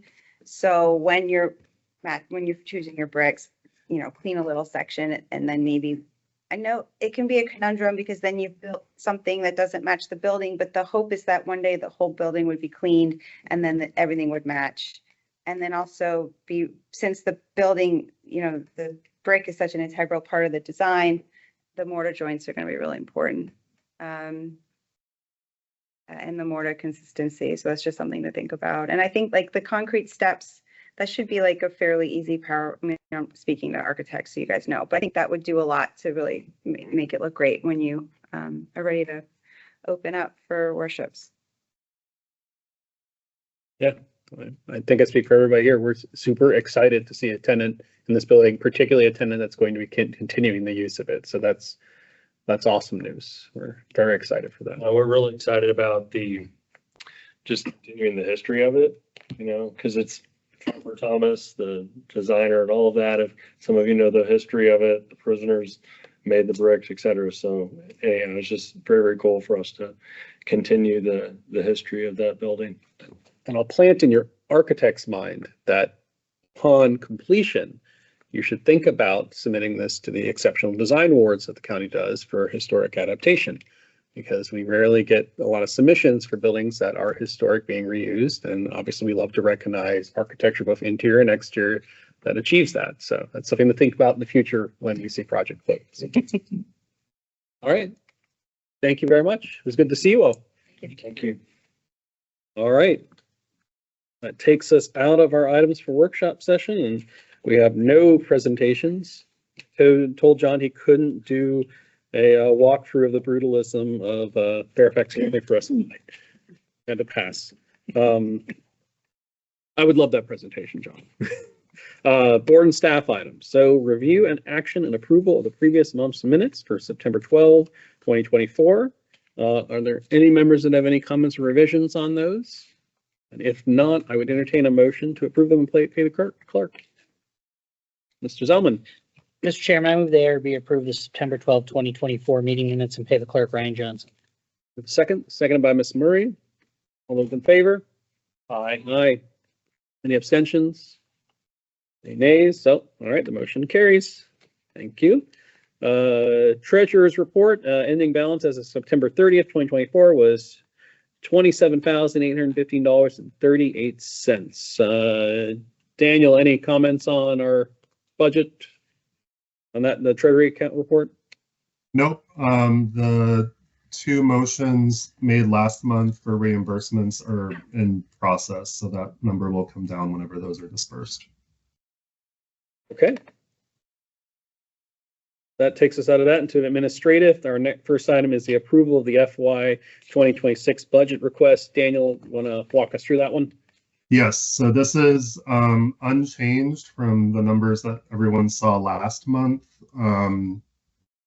We just need a formal approval, and then I will complete all the documents that are necessary. We have to submit a pretty substantial package with every budget request. So most of this is standard and carryover from the current fiscal year. There's the training allotment of $300 per member per fiscal year. We're continuing with the amount to pay the recording secretary if we're holding 20 meetings, which was, if everyone remembers, an increase that we got in the last round of budget. That third amount is for employer withholdings that the ARB pays the portions of the recording secretary's payment that are taken out for taxes. And then there's 3 professional memberships, and we're continuing the trend of making the one-time technology request for a suite of laptops or tablets, with the expectation that it may be denied, but it needs to be documented. So that is going in the budget as well. Okay, unless anyone has any questions for Daniel, if not, I would entertain a motion from the board to approve the budget request. Mr. Galinsky. All right, I move that the ARB approve the budget request for fiscal year 2026 and direct staff to complete the necessary documents and submit the package. We have a second. Seconded by Ms. Hammock. All those in favor? Aye. Aye. Any opposed? Any abstentions? Motion carries. There you go, Daniel. Thank you. All right. Next item on administrative is a nominating committee. Daniel, my understanding is we need to start trying to select one now so that we can have them active for November, and then we would have a slate of officers voted on in the December meeting. Is that correct? That is correct. So we need, last year there were 2 members that did it, so at least 2, it cannot just be 1. And Chris is at his term limit for serving as chair, so we will need a nominee for chairperson, vice chair, and just like this past year, I'm going to continue to recommend that there is a nominee for treasurer to be able to run meetings if both the chair and vice chair are unable to attend. Olympus has fallen then. Yep. Situation. Okay, so are there any volunteers to be on the nominating committee? I believe if you are on the nominating committee, you can still be nominated to run for an officer position. And there's nothing that precludes that. I will glad to volunteer again to be on the nominating committee. I'd almost throw my hat in for Joe too, but since he's here, I won't. Any other members that wish to be on the nominating committee? That's okay. So The nominating committee just decides who we vote on. Who we vote on. No? I love to. Samantha, all right, good. Ms. Mullen and Mr. Kalinsky will be our nominating committee. All right, so board members, be prepared to be called by either Samantha or Steve and be cornered somewhere and asked to run for one of the board positions. As Daniel talked about, I cannot run for another term as chair. My name changes. I think my physical existence has to change. That's possible nowadays. Okay, so we have that. Basically, all you have to do is report back to me and Daniel, basically before the December meeting, who the slate of officers are. Obviously, anyone can also self-nominate themselves, so you decide to let them know. All right. Any other administrative items, Daniel, or going on to discussion, updates, and reports? We can move on. All right, I see none on that. Updates and reports. Correspondence, announcements, Heritage Resource Branch update. Yes, so I sent everyone an email, but the Dunloring school rezoning was deferred from last night's meeting. It was moved to the end of the month at the Planning Commission, and the Board of Supervisors date is still being rescheduled. So we were informed that the package was not, there was a part of the package that was not ready to be approved, and that the applicant, which is Fairfax County Public Schools, is considering coming to the ARB now. So I will update you all when I have more information, but that is literally all that I know. So that's the big change in the development review section. A few other things I want to just highlight. I sent everyone an email with information about a demographic survey that's been distributed to all members on boards, authorities, and commissions that you are invited to participate in and respond to.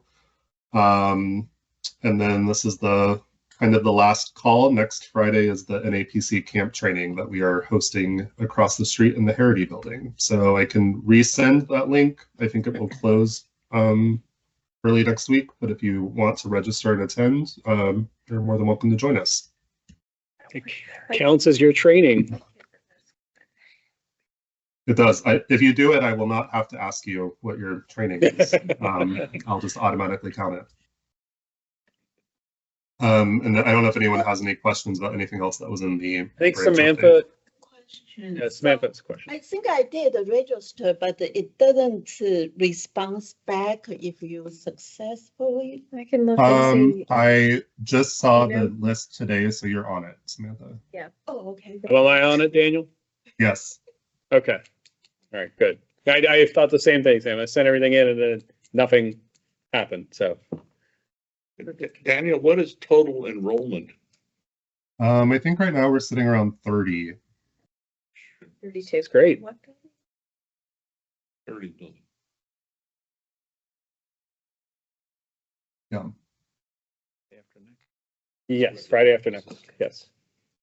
A rousing good time about being on a commission or board. Yep, we're looking forward to it. All right. If you want to take part, you can get back to Daniel. If Gabrielle, if you can find a babysitter. Yeah, my husband will have to take the day off from work. I mean, They're never in school. for the sake of preservation. He will. Okay. Well, camp registration. You talked about the demographics survey. Anything else in correspondence or announcements? Nope.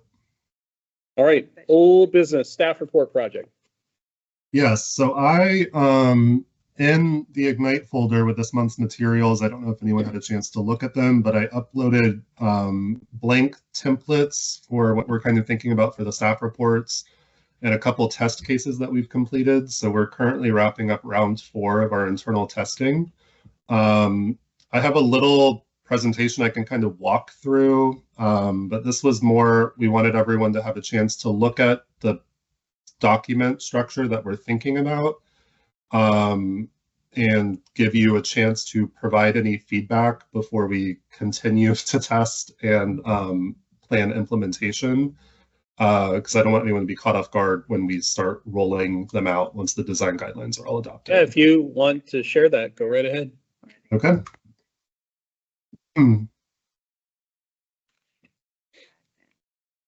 So we did talk about this. Can everyone see the screen? Yes.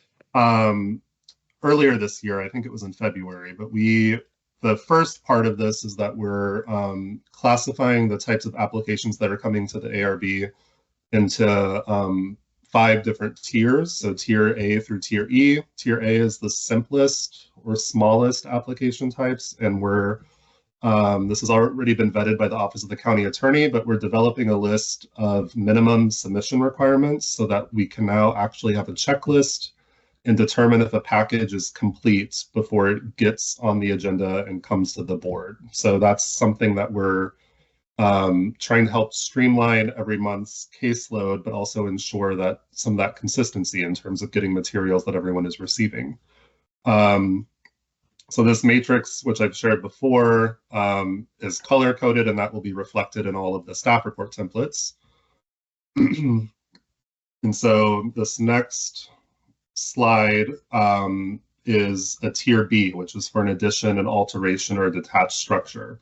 So you have the pink up at the top. For all of our staff reports, there will be this sort of cover page. This one is based on the Holland Hills Historic Overlay District. So anything that's highlighted in yellow will be updated to be case-specific information. The second page has that sort of checklist, which is extracted from the submission matrix. So for any addition, alteration, or detached structure project, we're going to be requiring all of the materials up until list of materials and/or cut sheets. Those are all things that have to be submitted for the application to get on the agenda. So we need to see photos of all building elevations, which is something we have never seen with an application since I stepped into this role.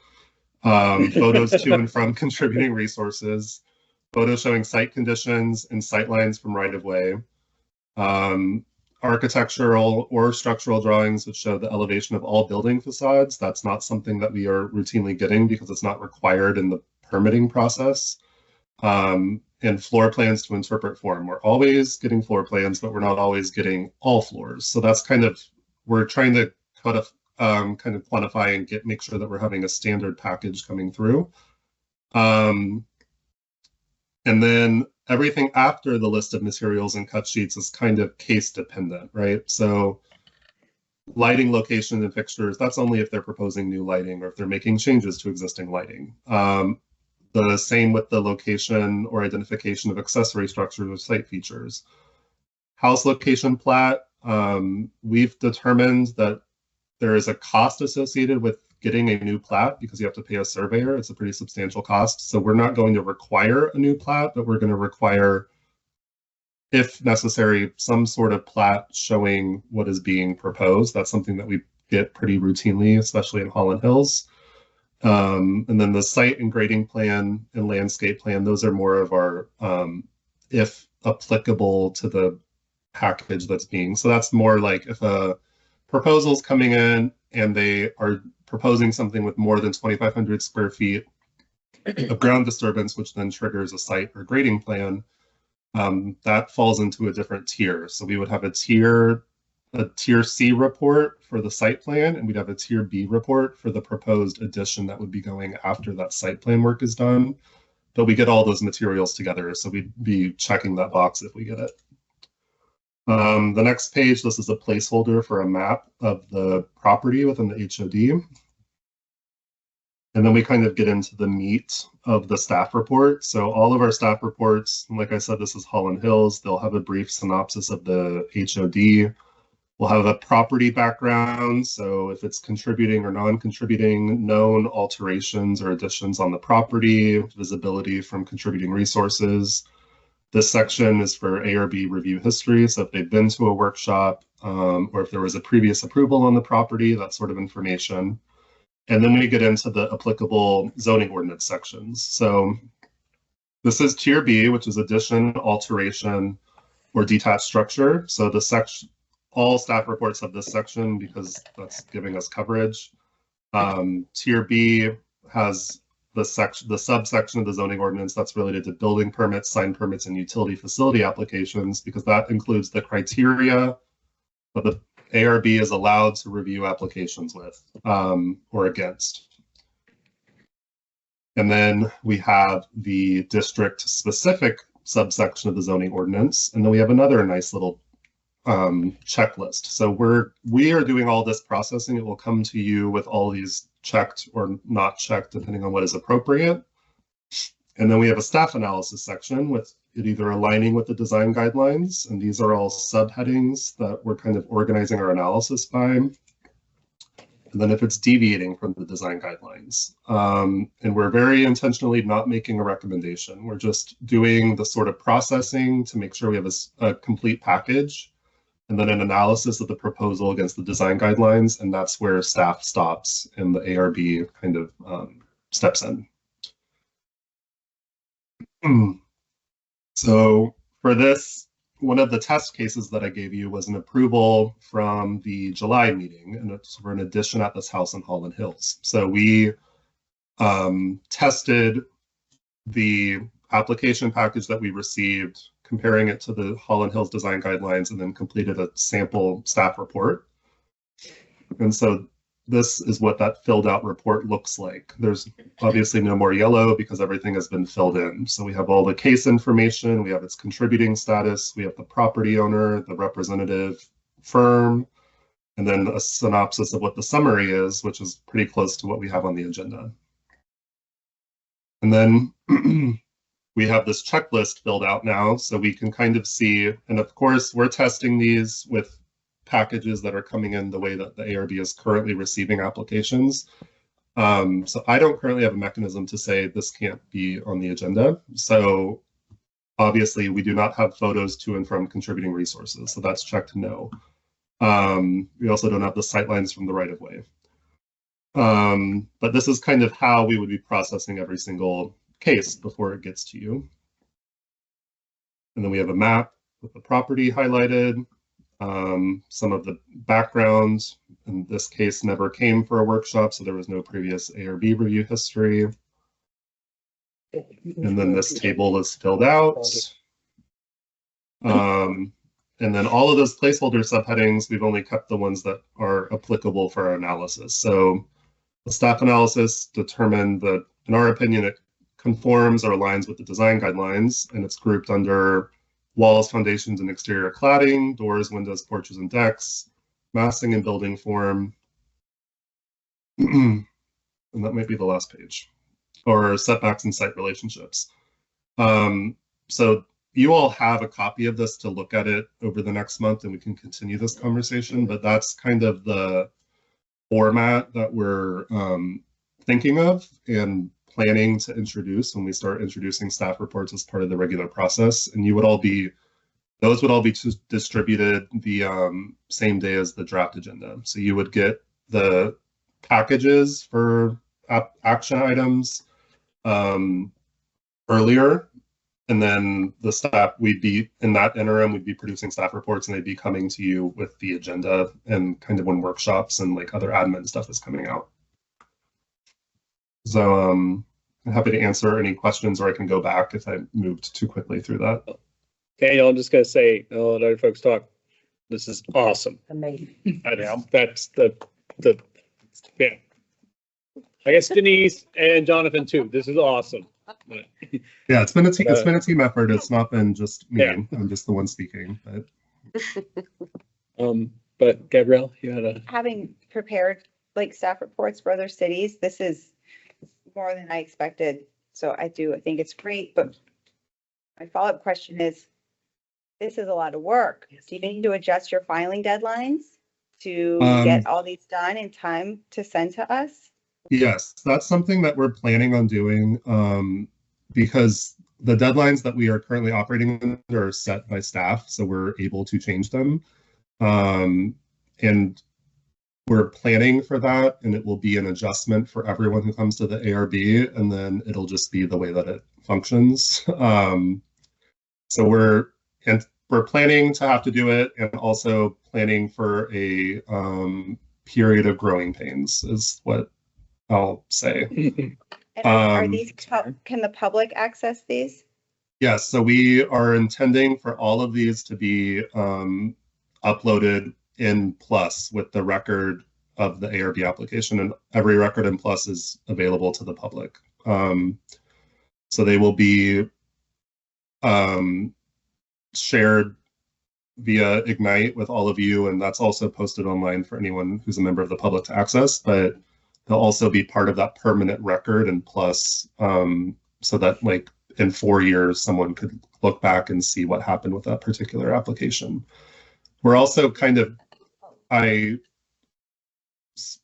recognize that every month we have a different sort of caseload, right? So we have also talked about how we're going to kind of have to do a little bit of triage. If we have a really, really simple solar project that's coming in, so simple in our opinion, that we isn't a high priority for a staff report, we might have things that are less priority and they don't necessarily get a full staff report when we have more complicated or complex projects that we need to do an analysis on. Will the board's findings be added? So like after we vote yes or no, will it be added to this report so that it's all in one document, or no? No, that's separate. They get a letter that I sign that has a record of the board's finding. Yeah. And then we do a stamped copy of their package. So after every action, either approval with modifications, or denial, or recommendation of any of those, we stamp a copy of the application package, and I write an approval with modification or denial letter, and that's what gets sent to the applicant. And then a copy of that is also uploaded in the Plus record. So the staff report will just be like our record of how we processed the application and made sure it was standardized and what staff's analysis was. And then the approval or denial letter is the record of what the ARB decided to do. Yep, Mr. Burns. Daniel, you mentioned relaxing the requirement for a plat because the expense involved in creating new plats. My recollection is part of the research for the Holland Hills HOD that the county found and digitized all the plats for Holland Hills. I assume that they have done that for other historic overlay districts. So can those be made available to applicants? So not all plats are digitized. We do have an internal system that has they're called property files for a lot of the properties in the county, but it's not comprehensive in any way. So we don't necessarily have a way of doing that. So what I meant by that is we're not requiring applicants to produce a new plat that is certified for an ARB application. If that's required for the permitting process, then a different agency will be enforcing that.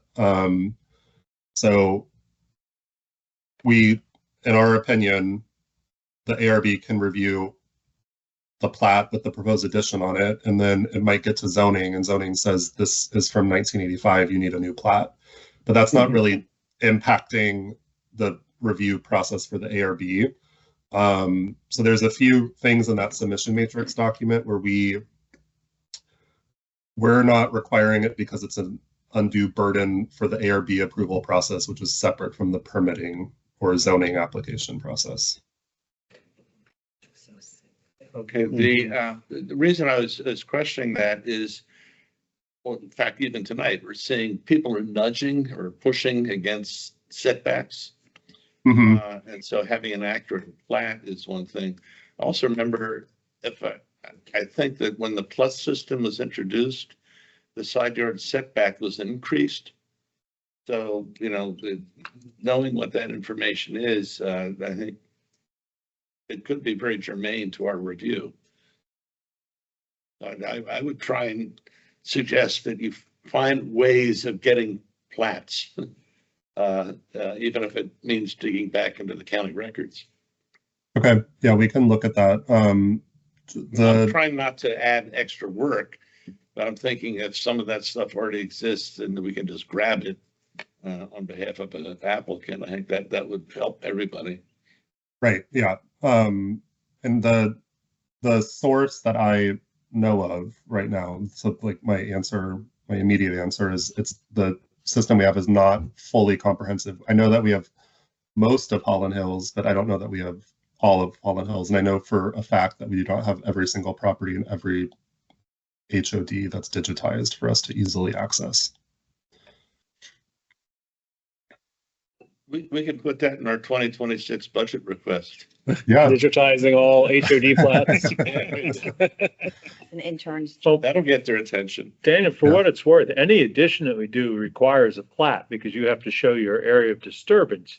You're either going to have to produce a plat outlining your area of disturbance, or you're going to have a grading plan to go with your drawing. So I think anybody proposing an addition, I mean, different than somebody who wants to renovate the existing house and maybe make changes to windows where that won't be critical, but they're going to need it anyway. And as an architect, it's the first thing I ask people is I need a copy of your plat.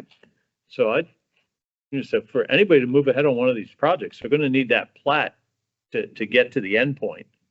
Right. And maybe I misspoke. So we're not saying it's not required. We're saying it's not required is a 2024 freshly surveyed, certified, stamped plat. Gotcha. Okay. We're deferring to the agency that requires that during the permitting process because we're in the planning division and we're not. That's not our function. Any other comments or suggestions? I also liked one of the examples you had showed about other reviews or if the county archaeology folks were involved. I think all that information, like you picked one that was a building one that was obviously the addition one for Holland Hills, but we also run into some other ones that it's really helpful to know that. And I think some of the questions that I think particularly Rachel, you bring up a lot, if that information is known or it's not known, that immediately is going to help our review in that situation too. Good job. Yeah, it's great. Thank you. Thank you. Yep. Great. So there are 3 test cases for you to review at your leisure if you need more time. And then if there are additional comments, you can feel free to just email me your thoughts or requests and we can see about other changes that we can make. But we're continuing to test this so that hopefully as soon as we have adopted design guidelines, we can roll right into producing staff reports on a monthly basis. Envious of the new chair. It's going to be so easy for them. No, I think that's great. Are there any other old business items other than what we have? I don't have anything else, no. Okay. Any new business? One thing I'll just throw out there for when you see these packets come in through Ignite to Daniel, So I meet with him before, the week before, but one example was the Glasgow Solar Project. When it was submitted initially, did not have the new alignment shown. It showed a rendering of the new alignment, but not new plan set. If you as a member catch something that you think is already, like we had 2 deferrals tonight, if there's something you feel is missing, if you let me know, but when I meet with Daniel, he can potentially convey that to the applicant to get that corrected before it gets before us. I try when they come in to look through them myself, and I know you all do too, but we all have our other lives that we reconcile with, but I think but if you catch something like that, you know, either hitting Daniel up with it or letting me know so that when I talk with him, he can get to an applicant. And we basically told the Glasgow one, it's not going to be on the agenda unless that full set of plans is there, because we won't entertain it for rendering.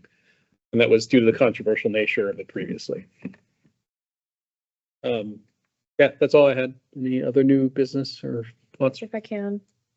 Yeah, go right ahead, Denise. Thank you. So I do have an update for the Dunn School Planning Commission hearing that Daniel might not have had. It does not look like they're going to come to the Architectural Review Board because the PC hearing is being scheduled for October 30th. I was going to mention that because I heard that was where they're going to put it. I mean, it might be deferred again, but I know that it has been rescheduled and it's before your meeting date, so. Obviously, we have our letters on file with the Planning Commission, the Board of Supervisors on it. If anyone wants to, you can, I'm going to try, now they changed the date, I could not make the prior date. If I can be there, I'll try to provide our comments during that meeting, but keep that in mind that you all are open and welcome to convey your thoughts to your supervisors or your commissioners. All right. Not hearing anything else, then I would entertain a motion to adjourn. Burns, and all those in favor? Aye. Aye. Feel better, Daniel? Feel better, Kay? Thank you. Thank you for toughing it out for us. Did we just set a record? The shortest meeting of the year, at the very least. Maybe in the last 5 years.